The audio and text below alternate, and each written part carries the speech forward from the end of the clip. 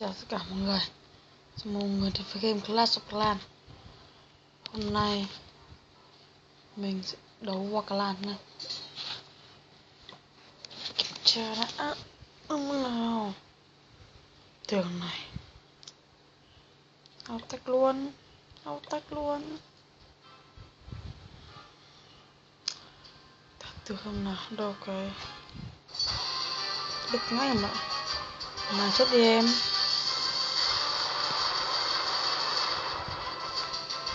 Mất luôn em.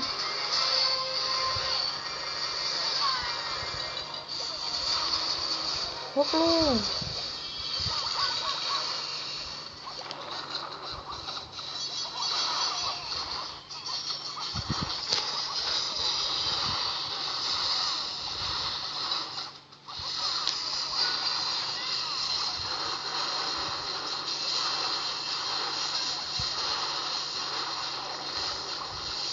Xin nào đấy.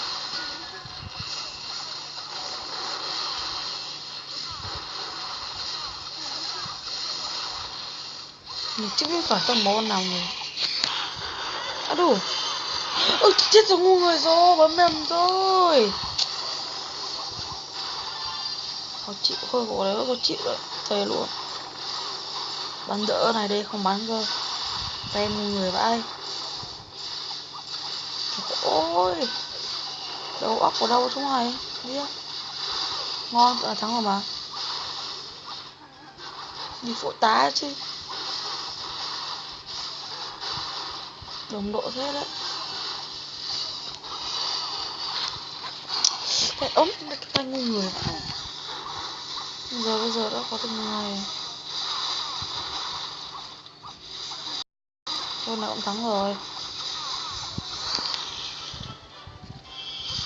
Mỗi chút đầy rồi, khó chịu vai. Anh cho tao đang đầy thứ rồi. Nhanh lên. Nhanh lên. Nhanh nào. Ô nào nó trời ơi. Ôi. Nhanh lên cái. Rồi không. Sẽ mày là mình đang đầy lắm rồi ấy. Nhanh.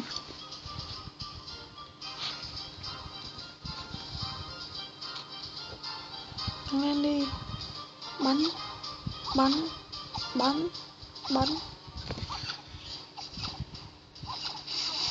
Rồi xong kia nhanh. Không này.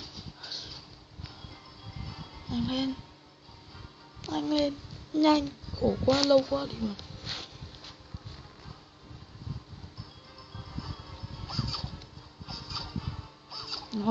Thôi, thắng rồi. Đừng có bị delay lần này. Piu, xong. Yeah.